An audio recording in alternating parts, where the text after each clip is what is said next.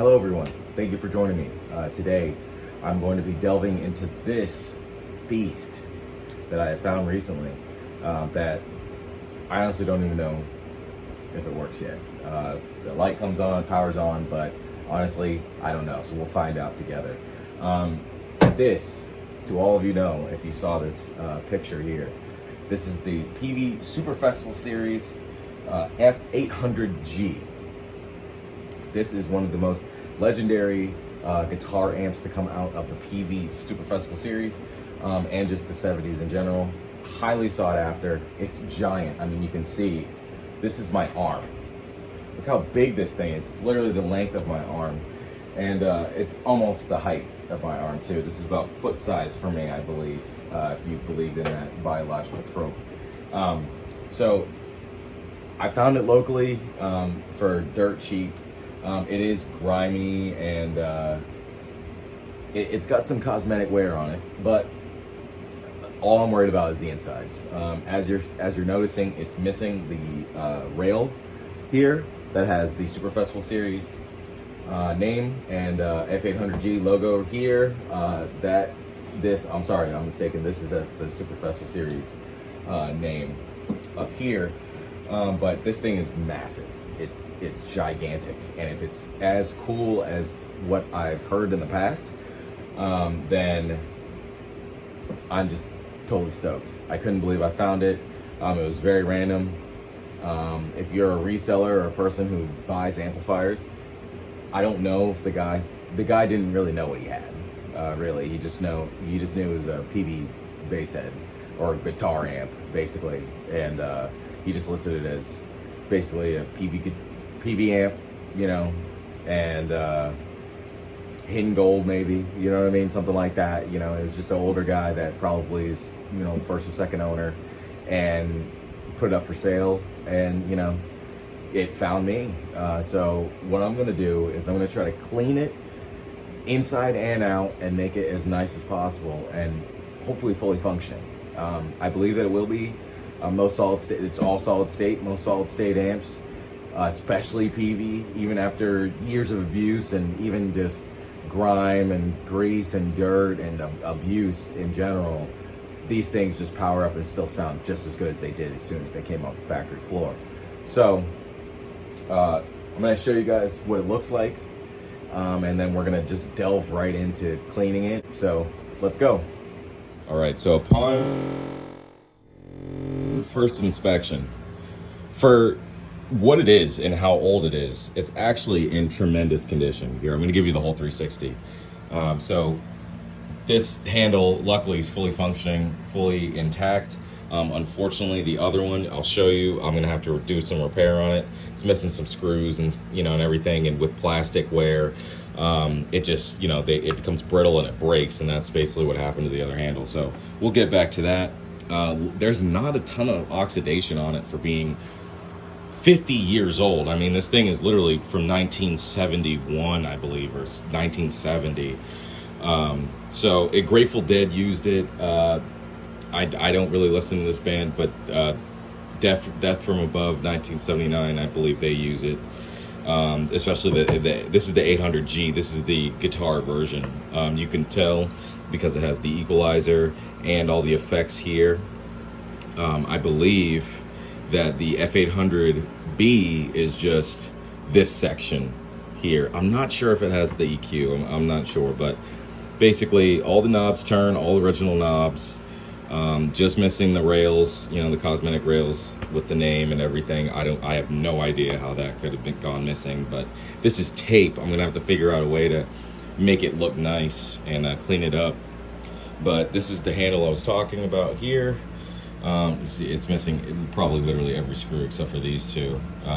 So I'm gonna have to figure out something to do with that. But I'm gonna repair this. It's still pretty solid, but it's clearly detached. I mean, you can tell it's severed. But it's solid. I mean, I think it might be heavy aluminum because it's really, you know, very, very tough and rugged, but it's just, you know, broken. So we're gonna have to fix it. The gate up here, that's actually not bad. I mean, you know, usually if you know Peavey amps are or if you're an amp collector or anything, or just a regular guitar player, you know that these are usually the first to go. They're super brittle plastic, old, they wear out, you know, the corners are famously broken off, you know, all the time. So if you find, and plus the Tolex, I mean, the Tolex, there's no gouges or anything like that, really. I mean, it's really in incredible condition for how old it is. It's just a little dirty and just needs a little love, you know. So the grate here is what usually goes first, and just with a couple of pieces broken, looks pretty great, honestly. So let me show you the back.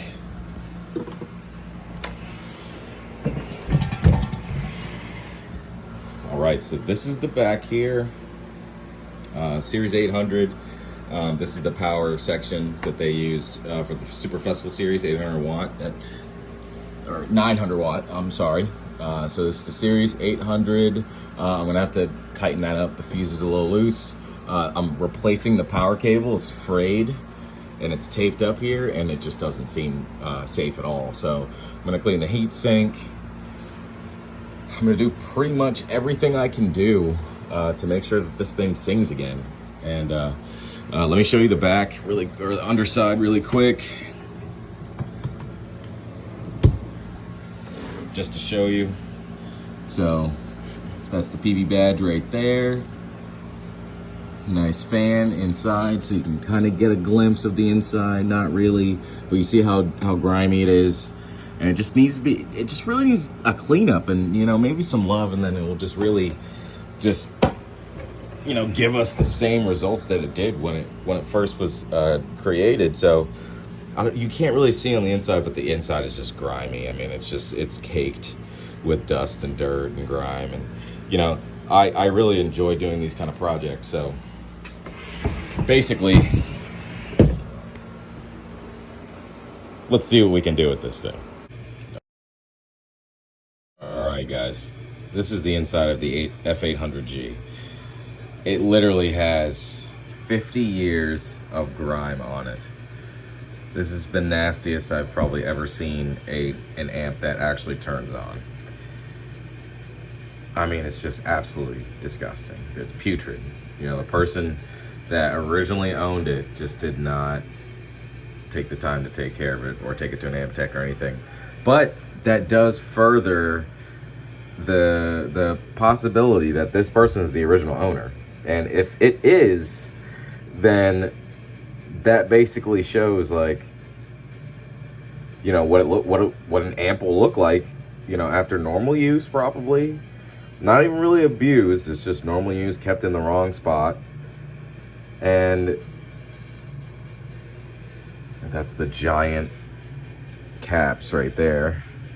They're huge. I mean, they're gigantic. And look at that power transformer. I mean, it's just massive. Look at these. I mean, they're massive components.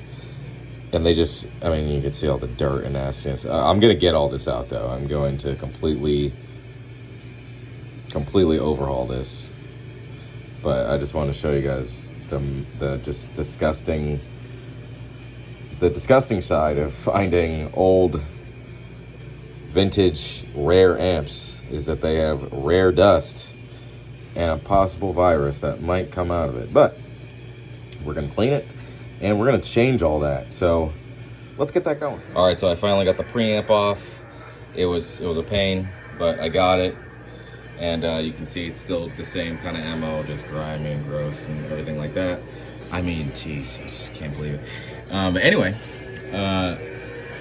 you can see all the dirt and everything on the inside. I mean, that power section is just absolutely insane. It's just massive with this little fan in here. But we're gonna clean it up, and it's gonna be just screaming. So let's get to that. Bye bye, dust.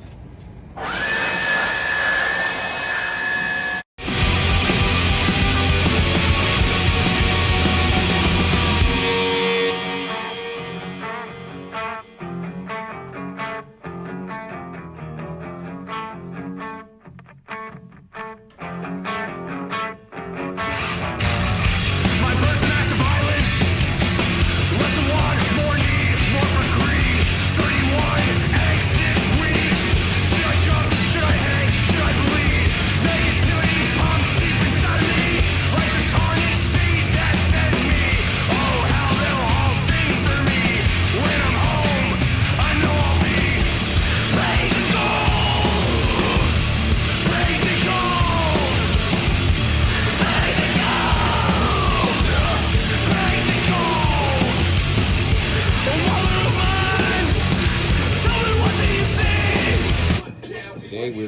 working on this Series 800 module power amp from Peavey. I'm going to do a power cord replacement. This one's ragged, as you can see. It's taped and, you know, falling apart and unraveling and unfurling and all that stuff. So we're going to be working on this, and I'm going to show you how simple it can be. I don't have relatively any experience compared to an actual amp tech, but I'm able to solder and I'm able to follow instructions. So these amps, these power amps in particular, luckily, are just a PCB over here and all the wiring, but then nicely and conveniently the caps are disconnected, you know, from the power transformer too. So basically this isn't live, so it makes it a little more safe to work on. You still have to be careful, but with a power cable, it's very simple. All it is, 3 wires, okay? That's all it's gonna be. So you got one going in the fuse, you got one going in the switch, you got one going to the jack, all right? And we're just literally going to match the colors, okay? Green to green, black to black, and white to white. That's all we're doing. We're taking these solder joints here, here, and down there, and we're gonna be taking them apart and then creating new joints with this brand new nice 18 gauge power cable, and then that's it. So let's delve. All right guys, so first things first, basically what I'm gonna do is I'm gonna measure how long this wire is, because I'm gonna have to strip this new wire here to match the lengths and try to make it a snug fit. So all I'm doing here is basically gauging, you know, how much wire I'm gonna have to strip. Once I get that, I'll take these here. I'm gonna slowly and cautiously, not applying that much pressure, just going around and cutting the sheath around these wires. You gotta kind of be a little aggressive because this wire is very thick. Okay, it's kind of cut through, so I'm gonna attempt to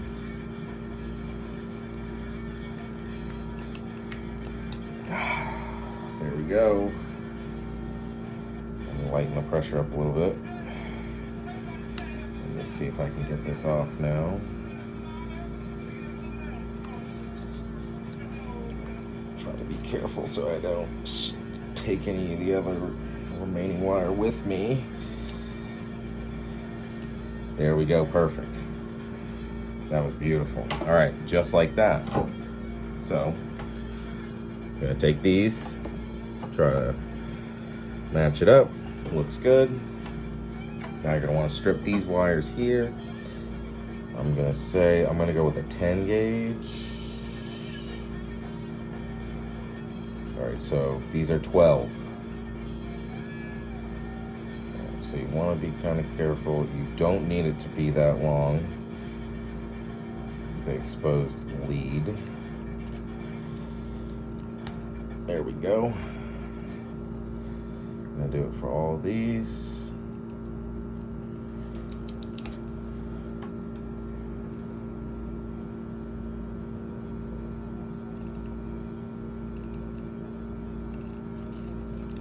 Beautiful. All right, so now what we're going to do is put this off to the side. I'm cleaning the tip of my soldering iron.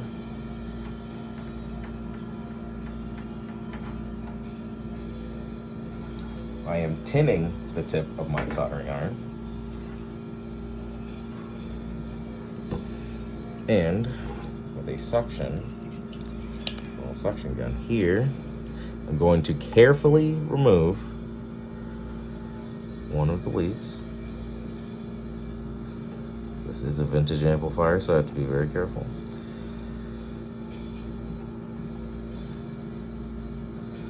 Ooh, gotta be careful. Gotta be careful.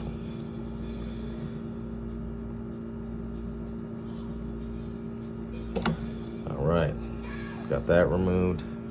Let's try cleaning this up. All right, white lead is off. So now we're gonna go to the fuse lead.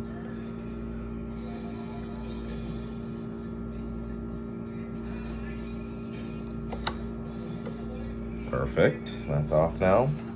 I'm just gonna clean up that area where it was already soldered. All right, so finally, I'm gonna be careful. I'm gonna be careful with the jack here and get this lead out.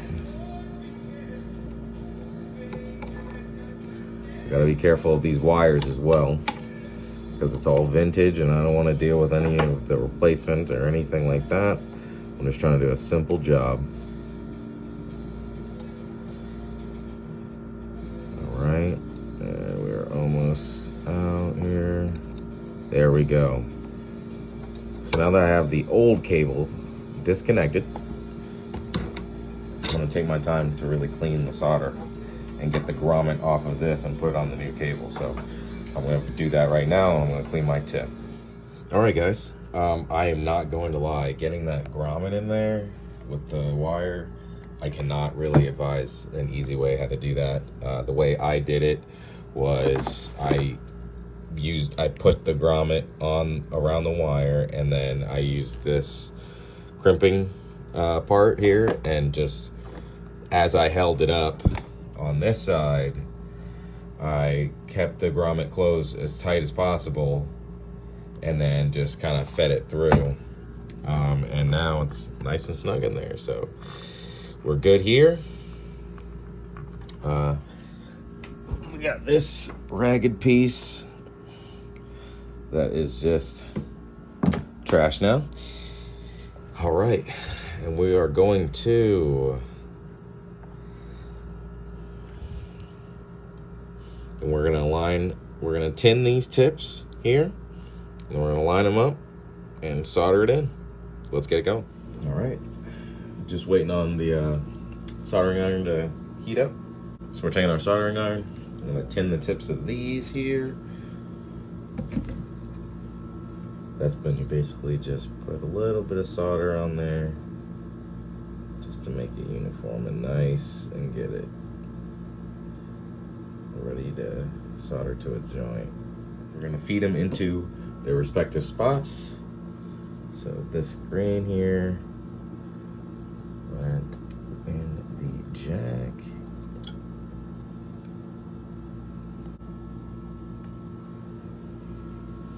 Perfect. Next, let's do this black one.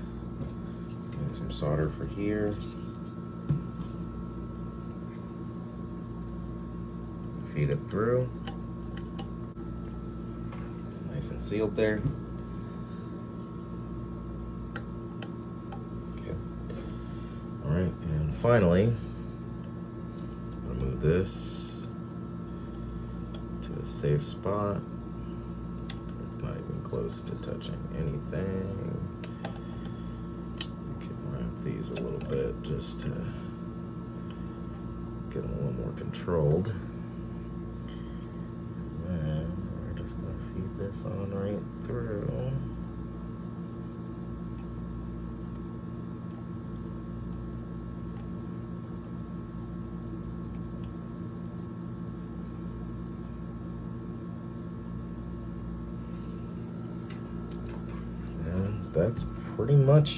That's pretty much it. That's it, guys. Power cable is successfully rewired up.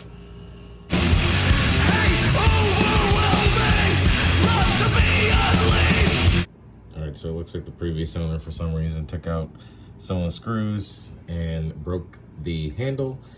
So I just put some super glue here and here to make it solid, and then I have some replacement screws here, and I'm about to fix that up right now. Fixed.